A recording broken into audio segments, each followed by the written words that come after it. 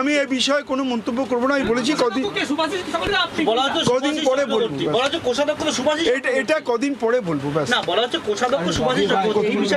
কতগুলো এই বিষয়টা পরে বলবো বললাম তো। আপনি যে অ্যাকাউন্টের বিষয়টা বলেছেন, আমি সবকিছুই সঙ্গে আছি।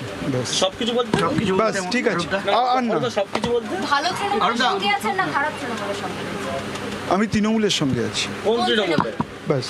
এখন তো এটা তুমি ধরে নাও। হ্যাঁ ব্যাস। আমি বলছি মমতা বন্দ্যোপাধ্যায় এই দেখো এক মিনিট। একটাই প্রশ্ন কোষাধ্যক্ষ হিসাবে আপনি যে চিঠি পাঠিয়েছেন সেই চিঠি কেন পাঠালেন? এবং বলা হচ্ছে আমি বলেছি এই বিষয়ে কদিন পরে কথা বলবো, তার আগে কোনো কথা বলবো না। আমি কোনো কথা এই বিষয়ে বলবো না ব্যাস। না ওটা এইটা আমি বললাম তো আমি এই বিষয়ে কোনো মন্তব্য করব না ব্যাস। মানে এটা তো অন্য বিষয়।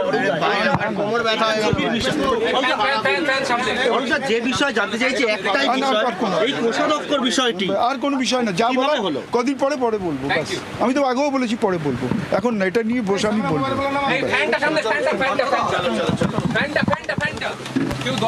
যেমনটা বলছিলাম, অরূপ বিশ্বাসকে যে প্রশ্ন করছিলেন সাংবাদিকরা, যে চিঠির কথা উল্লেখ করা হয়েছে, চিঠি প্রসঙ্গে আরো একবার জানিয়ে দেব যে গোপন ডেরা ছিলেন যেখান থেকে তার খোঁজ পাওয়া যাচ্ছিল না, সেই গোপন ডেরা থেকে হাজিরার ঠিক আগে বেসরকারি ব্যাংকে একটি চিঠি দিয়েছেন তৃণমূলের কোষাধ্যক্ষ অরূপ বিশ্বাস, যেখানে দলের অ্যাকাউন্ট ফ্রিজ করার আবেদন করেন।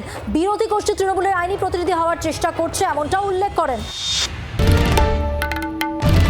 বাংলার আওয়াজ, বাঙালির আবেগ, জি 24 ঘন্টা।